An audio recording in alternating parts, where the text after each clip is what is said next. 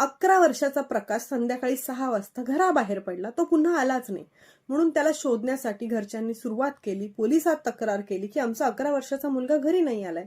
पोलिसही त्याला शोधत होते आणि अखेर त्या 11 वर्षाच्या मुलाचा मृतदेह रेल्वे ट्रॅकवर सापडला. हडपसर, पुण्यामधली 4 दिवसापूर्वीची ही घटना आहे.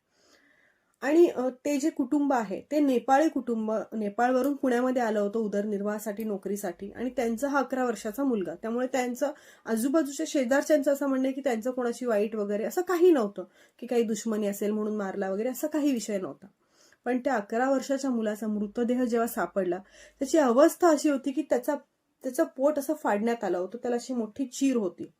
आणि प्रत्यक्षदर्शींचं असं म्हणणं आहे की त्याच्या पोटातले सगळे अवयव मिसिंग होते. म्हणजे पोट पूर्ण रिकामं होतं, त्याच्या पोटात काहीच नव्हतं, किडनी वगैरे सगळं काढून घेण्यात आलं होतं. पोलिसांनी त्याचा मृतदेह पोस्टमॉर्टमसाठी पाठवला ससूनला. आणि त्यानंतर पोस्टमॉर्टमचा रिपोर्ट असा आला की त्या मुलाच्या शरीराला जे कट झाली ती रेल्वेची धडक लागण्यामुळे झाली. म्हणजे त्याच्या अख्ख्या शरीराला कुठेही खरचडलं नाही, काही लागलं नाही, पण त्या पोटाला कट झाली ती त्या ट्रेनच्या धडकेने झाली. आणि त्याच्या शरीरातले सगळे अवयव सेफ होते म्हणून. आता ह्या गोष्टीच्या तळाशी मला अजिबात जायचं नाही.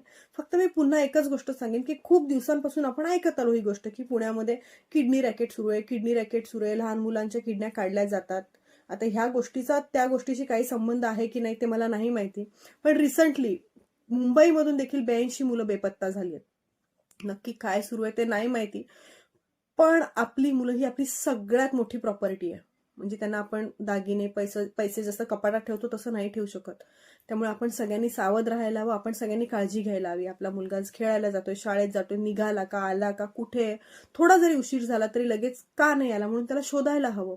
शक्य होईल तेवढी आपण काळजी घ्यायला हवी.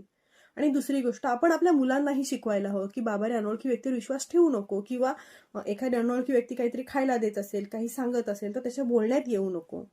त्यानंतर सोशल ट्रान्सपोर्टवाले, बसवाले, रिक्षावाले ह्यांनी देखील थोडं सावध राहायला हवं की काही संशयकारक दिसलं, एखादी व्यक्ती रिक्षामधून एखाद्या मुलाला घेऊन जाते, त्याच्यातलं बोलणं व्यवस्थित नाहीये, तो मुलगा रडतोय, की काही जरी संशयकारक वाटलं तर लगेच पोलिसांना सांगायला हवं. आपण सगळे जर सावध राहिलो तर ही गोष्ट कुठेतरी आटोक्यात येऊ शकते. त्यामुळे सतर्क राहा, सावध राहा आणि स्पेशली आपल्या मुलांची काळजी घ्या.